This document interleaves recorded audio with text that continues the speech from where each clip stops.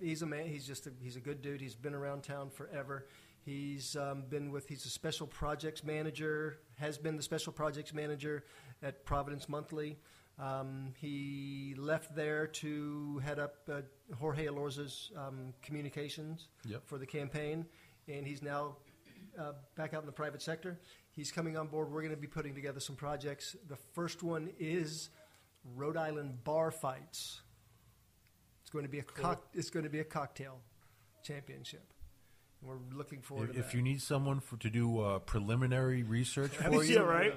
Hit us up. Quality assurance. My liver is always up to be a guinea pig. Tabs put that together last year with Providence Monthly, and this is going to be. We're going to take it over from there, and we're really looking for it to be a really fun show. We've got the Ocean. Hang on one second, bud. We've got the Ocean State Oyster Festival coming up in September. This is going to be. I don't want to jinx it, but if we can pull it off, and I think I'm very confident that we will, this is going to be a legacy event. This is going to be an event that people are going to look to each and every year. We have 52 oyster farmers in Rhode Island, which when I mention that to anybody, they go, oh, really? Yeah. When I mention it to the oyster farmers, they go, really? I mean, these farmers are in it. They are smart, hardworking, and entrepreneurial, but they don't know that there's 52 more. They're thinking 6 or 8. So we're shining a light on the aquaculture industry in Rhode Island, and it's going to be a huge party on September 19th down at Riverwalk Park, which is where the Providence Flea is held every summer. Okay. So we're looking for that. That's going to be something. I'm salivating as you speak. Me too. Yeah, right. Me too. Oh. It's fun. That's going to be one to really look for. I have a feeling we're already having to put a requisition in with the management of the radio station for stronger chairs because by the end of this year, I think I'm looking to round off at another 100, 150 pounds at least. Right. Well, have you heard you've heard the stories about oysters being aphrodisiacs? Yes. I had a dozen last night. Only 11 worked.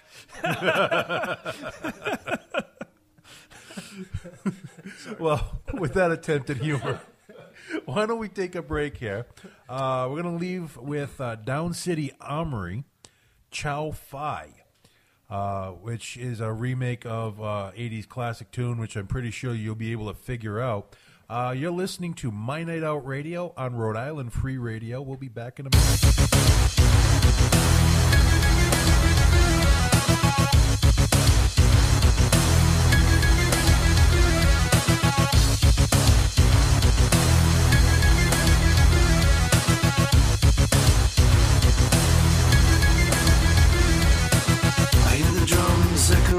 Tonight, she's only whispers of some quiet conversation. She's coming in 12:30 flight. The moonlit winds reflect the stars that guide me towards salvation. I stopped an old man along the way, hoping to find some old forgotten words or ancient melodies.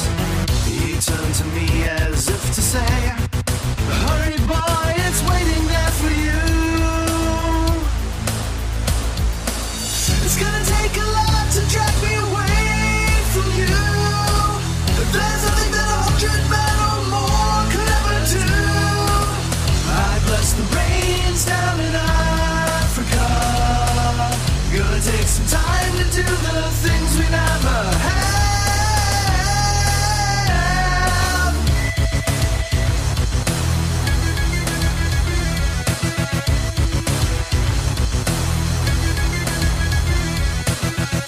Dogs cry out in the night as they grow restless, longing for some solitary company. I know that I must do what's right, sure as Kilimanjaro rises like Olympus above the Serengeti. I seek to cure what's deep inside, frightened of this thing that I've become.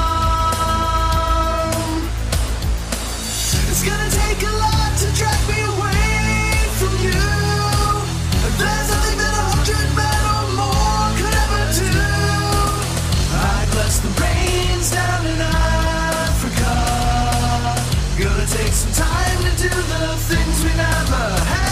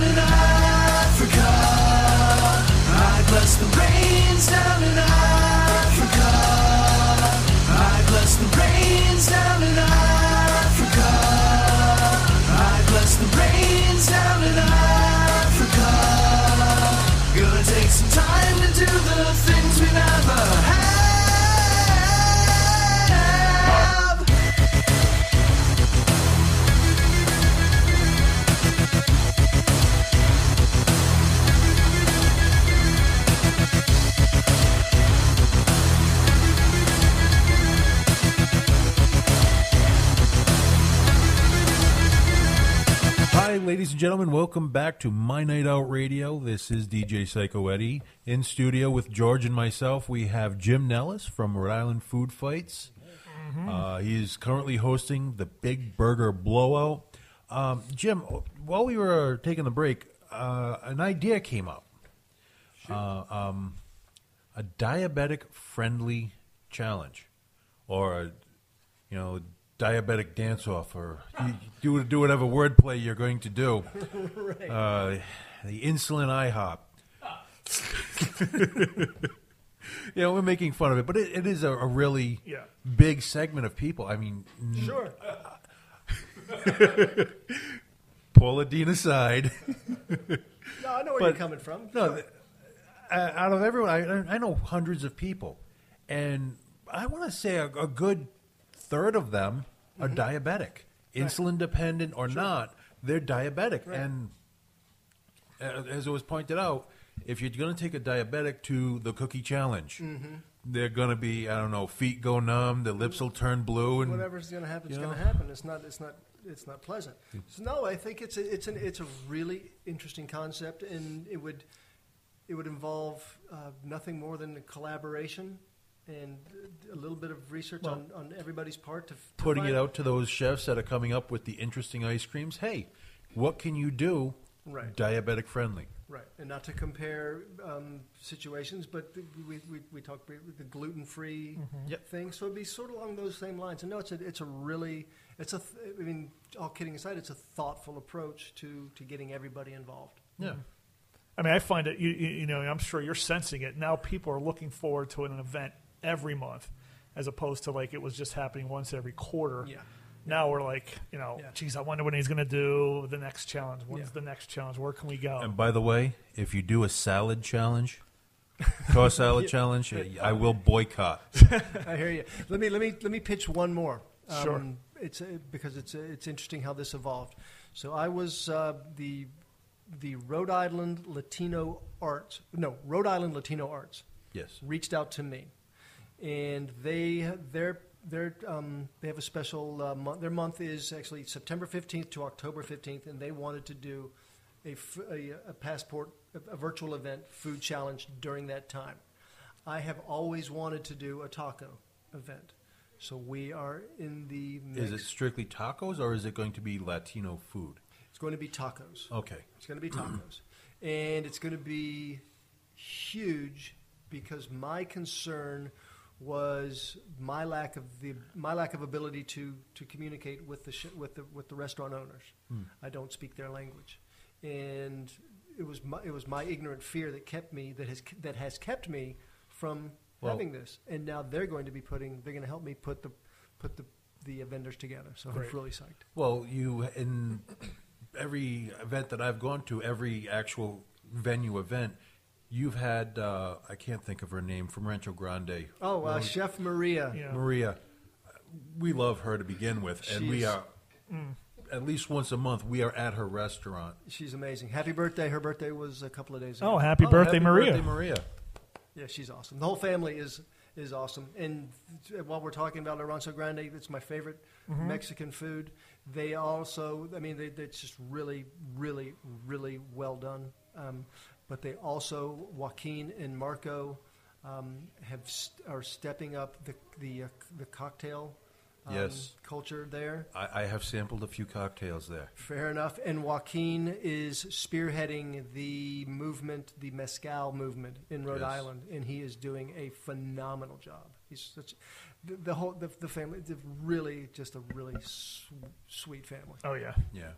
Well, that being said, we are all bated breath waiting to get on the burgers, tacos, the calamari, but a little closer to home, a little more immediate. What do you have coming up in the next week, George? Anything? Not much. Like I said, I'm pretty much playing it by ear this time of the year. I coach youth baseball in my city, as you know. Yep. And so most nights during the week, I'm committed to either practice or a game.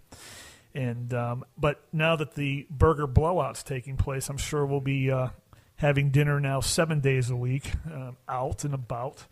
But events going on, we'll just, again, play it by ear. What do you have coming up? Where am I going to run into you next? Oh, God, I've got a whole bunch of places that I would like to get to. And before I get into this, I say yes to everything I'm invited to if it's in the state of Rhode Island. I do that because otherwise I won't remember that there's even an event. So someone confronted me on that last night, and I want to bring it up, Paul, from Along Came the Flood. And I'm not singling you out or anything, but... But I'll just call out your name. Right. Let's see. This Wednesday at the Spot Underground, they have their free funk night. Awesome. This week will be Mammal Dap, Dylan Jane, and Gonfucius. I don't know if I said 2 out of 3 names correctly, but, that's the spelling I got. And, in fact, they got people coming up from Dylan Jane is coming up from Philadelphia. So, yeah, the spot's cool. Josh does a great job over there with his entertainment lineup. He's a good guy. Yeah. Over at Firehouse 13, also on Wednesday, they have Capsize, Rarity, The Great American Ghost, Rat Trap, and Full Body Shot. It's one of those small venues. They have really good acoustics over there at Firehouse 13. It's been a while since I've been there. They had a limited menu as far as drinks, beer and wine, whatever, but it's well worth it going there to check it out. Check out some local bands. Thursday night we have G. Jones, Yeti, Levitation Jones at the Spot. They're also doing live painting by Peter Osta and Andrea Tuccio. Again, if I screw up your name, I'm sorry. Friday night, Caspian and Blood Pheasant is at the Met. Is another one. Fat guys, pay attention. American Legion Post 2 in West Warwick is doing a steak fry. Hey, if it hits my email, I'm going to tell you about it. Keynote has a big one coming up this Friday over at Simon's, over on Valley Street. They got, looks like 6, 8 bands. I'm not going to go through the whole list, but it's $15 in advance, $20 at the door. I would get your tickets ahead of time. And I stumbled upon something that very close to my heart. The America Loves Bacon Festival was supposed to be in Connecticut. They canceled it 1 week before the event. So they built me up, and I was all over it. They had, according to the website, they had 6,000